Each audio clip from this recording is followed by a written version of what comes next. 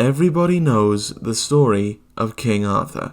A young man pulls a sword out of a stone, becomes king, leads his knights at the Round Table, and rules over a golden age of Britain. Now, while there have been multiple film adaptations of this story going back as far as the 1920s, the one I want to talk about today is John Boorman's Excalibur.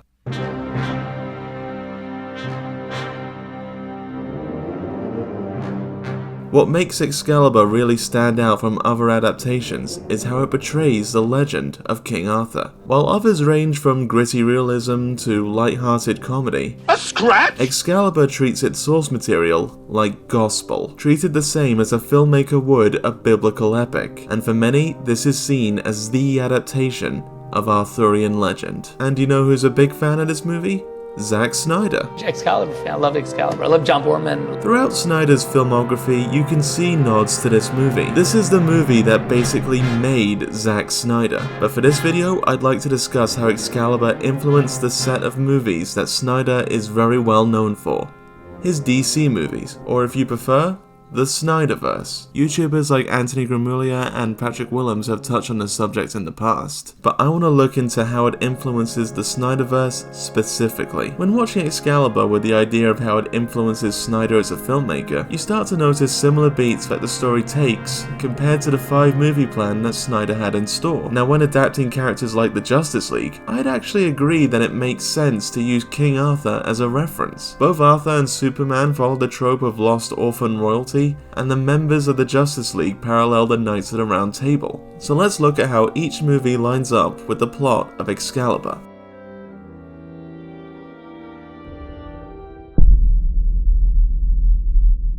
Excalibur opens with King Uther uniting the lands together under his rule with the help of the wizard Merlin. He's declared king, makes friends with his enemy Gorlois in the most disgusting way possible, but then Uther takes one look at Gorlois' wife Igraine and instantly wants to break the Blood Bro code and starts a war just to sleep with her, breaking the peace that he worked so hard to build. Seeing how much damage Uther's dick has caused, Merlin decides to help him by disguising him as Gorlois so he can finally sleep with Igraine while her real husband dies in battle. And if you're a little freaked out at how fucked up King Arthur's origins are, that is the right thing to feel. Like, wow. 9 months pass and Igraine gives birth to a baby boy, but then Merlin shows up and demands the baby as payment for what he did for Uther, to which Uther reluctantly agrees, and is then ambushed and killed whilst trying to get the baby back, stabbing his sword Excalibur into a nearby stone.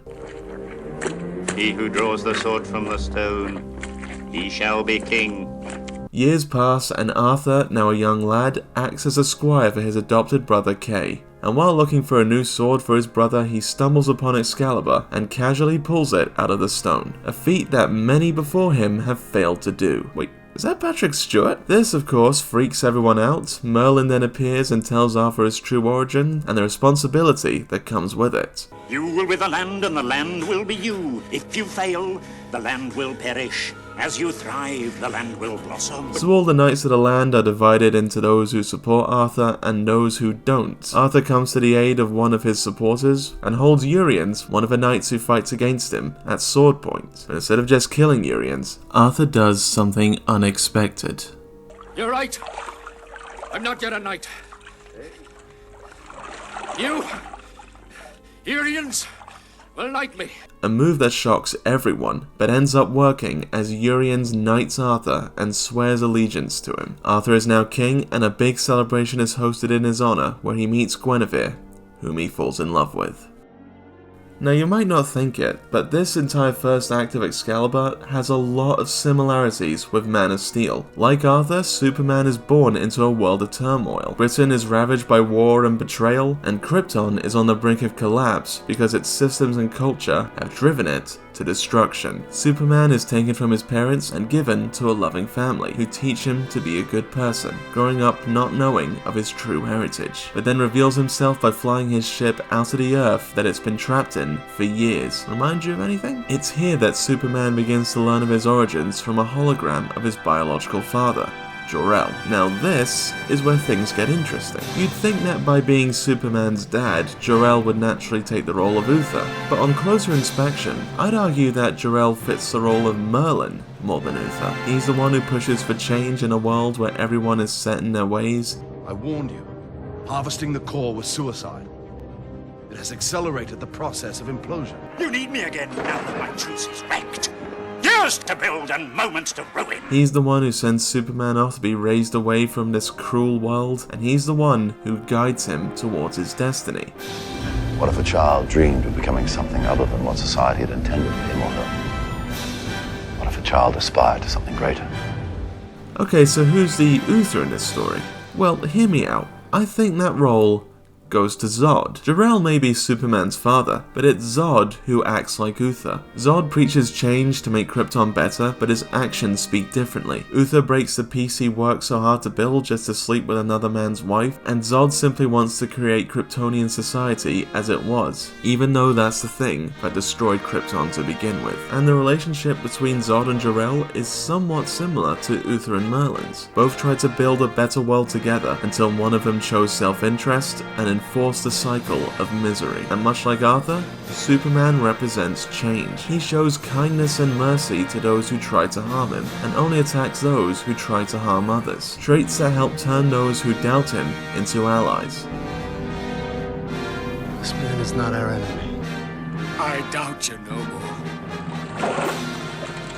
Something Uther and Zod are incapable of doing, and it's here that both characters take on their roles. Arthur gains the approval of the other knights and accepts his role as king, and Superman kills Zod, who refuses to surrender, accepting his role as protector of Earth. Both have shown that they can be better than what came before, but will further challenges show that they can keep it up?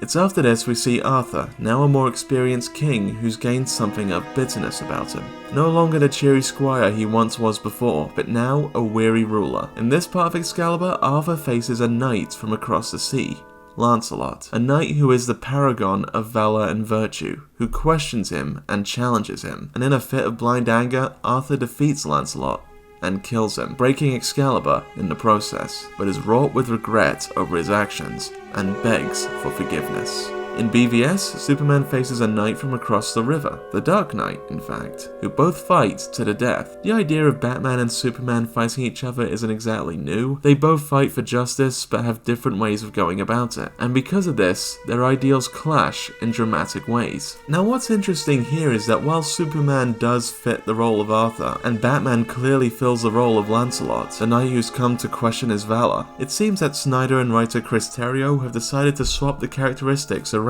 In this movie, it's Superman who is the Paragon Knight, but is struggling to live up to those ideals because of the world and the media constantly trying to put him in a bad light, while Batman is the jaded knight who acts out of anger after years of acting as Gotham's protector. I did a whole video on Batfleck's arc in this movie, so if you want a deeper dive, go check that out. And while in Excalibur, it's Arthur who triumphs over Lancelot, here it's the other way round. Batman is the one standing over Superman, ready to deliver the killing blow. And instead of delivering it, he's pulled out of his rage-fueled trance with the memory of his mother. Again, watch the Batfleck video if you want a proper opinion on this scene. And the two realize that they're being manipulated by a third party, Lex Luthor. Now, this is where Snyder jumps a little further ahead into Excalibur's story and puts that finale into BVS. On closer inspection, it's made very clear that Lex Luthor is the Morgana of this story. In Excalibur, Morgana is the daughter of Gorlois and Igraine, making her Arthur's half-sister, who plots against Arthur and his kingdom by spreading rumors that undermine his authority, stealing power and knowledge from Merlin, and using that power to trick Arthur into impregnating her, which results in the evil Mordred, who kills Arthur at the Battle of Camlin, but also gives Arthur the chance to kill him too, ending the conflict once and for all. And this matches Lex's actions in BVS. He does manipulate people to turn on Superman. He does steal knowledge from the Kryptonian ship, which previously housed our Merlin character, and he uses this power to create an evil abomination, Doomsday, who does kill Superman in the final fight of the movie, but gives Superman the chance to kill him too, ending the conflict once and for all. Even the way Arthur and Superman die is the same, both driving spears further into their chests in order to get closer to their enemy. But then the movie returns back to the fight between the two knights, with one knight dead and the other looking down, filled with regret, and wishing to take back his actions. My pride broke it. My rage broke it. This excellent knight, who fought with fairness and grace, was meant to win. I am nothing. If Man of Steel is about breaking cycles, then BVS is about how cycles can be reforged. Superman's weariness of the world almost forces him back into seclusion. Batman becomes no different than the criminals he fought in the past. Doomsday is Zod's stubbornness and rage in its purest form, continuing on his mission to destroy humanity. Much like Arthur, who begins to resemble his father in looks and armor, begins to take on his stubbornness and rage, putting his own self-interest above his duties, resulting in the breaking of Excalibur. Similar to Uther, he undoes the work he has done, but hope is not lost. Unlike Uther, he wishes to make amends. He admits to his wrongdoing and rejects those ways. Superman reawakens Batman's memory of his mother, of the reason he became a hero in the first place. In a way, Superman does defeat Batman, but not with his fists, but with his words. And he reaffirms his position as the protector of a world that he came close to rejecting by giving his life to defend it. Like Arthur, Superman and Batman once again reject the cycle that they were so close to rebuilding, and are offered redemption.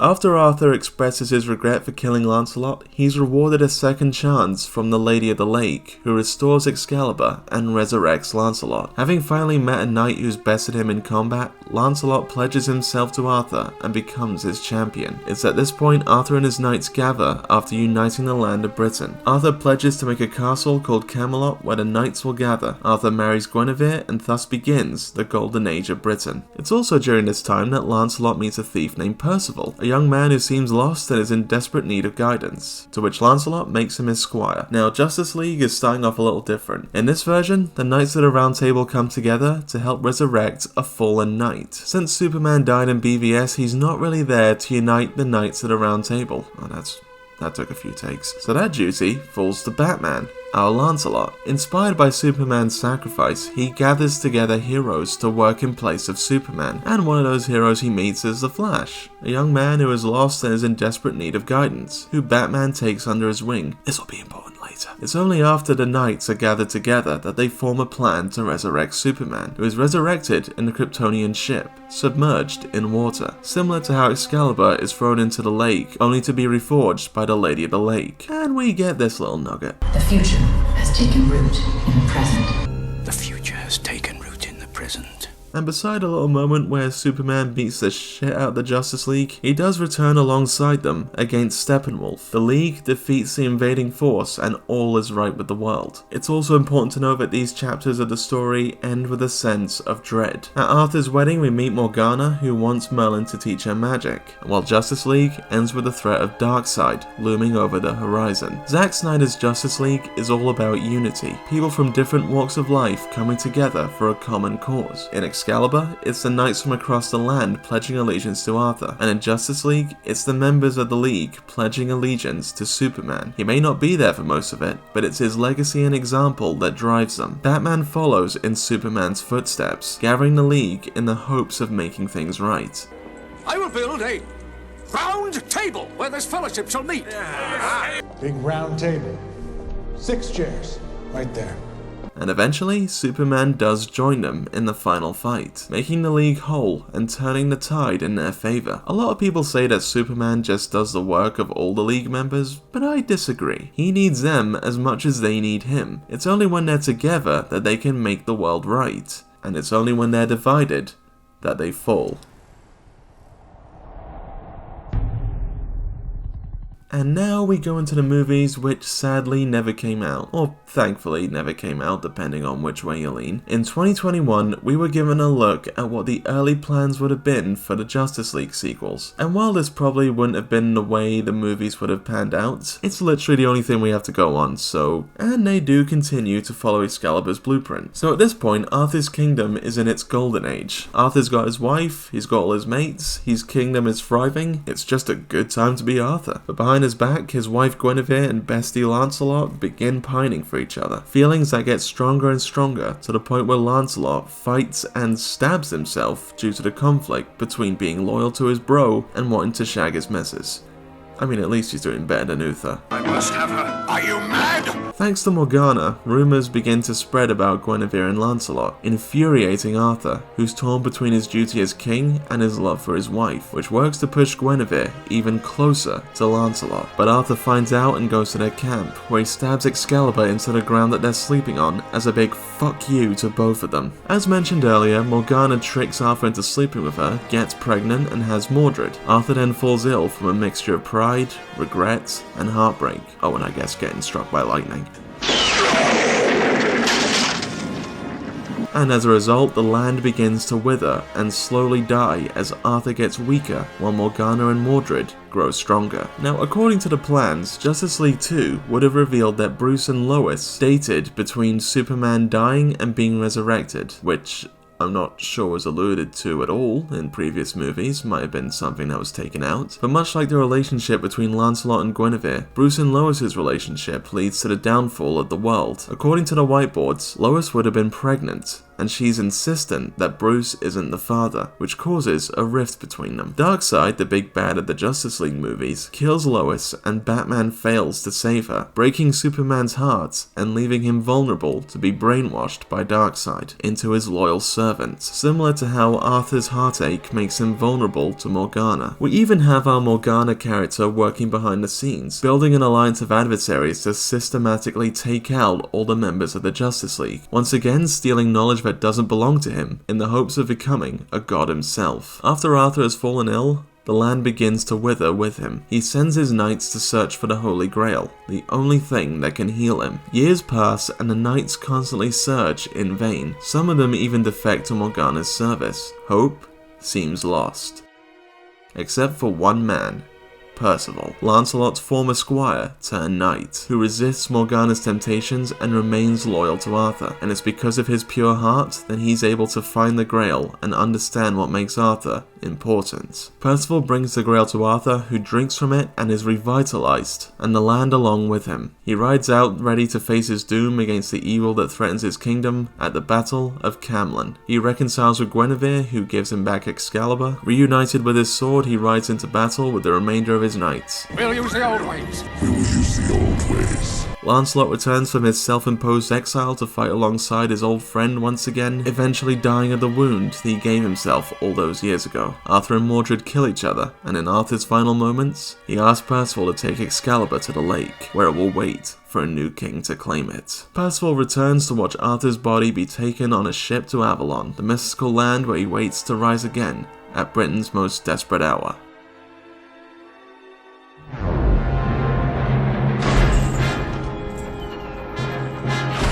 Justice League 3 would have in fact opened on a post-apocalyptic future, which is a result of Superman being brainwashed into Darkseid's servant, similar to how Britain becomes a desolate land during Arthur's sickness. And the last remnants of the League are Batman, Flash, Cyborg, Mirror, and Deadshot, who I'm assuming was replaced by Deathstroke in the final draft, who are working to fix the problem, much like the knights scouring the land for the Grail. Now, while Lancelot in this part of Excalibur has renounced his knighthood and lost his way, Batman in this story remains as loyal as ever, trying to undo the wrongs that he feels responsible for making. And then there's the Flash, the Percival of this story, the knight who doesn't lose hope and eventually restores Superman back to how he was by understanding a secret that was lost. The entire first half of the movie would have been set in this post-apocalyptic future where the last remaining League members are planning to send the Flash back through time to before Darkseid took control of Superman. It's implied that the team have tried this multiple times, but it's never really worked. But what will change the outcome this time is Flash telling Batman that he's the father of Lois's unborn child, giving him the courage to save her from Darkseid.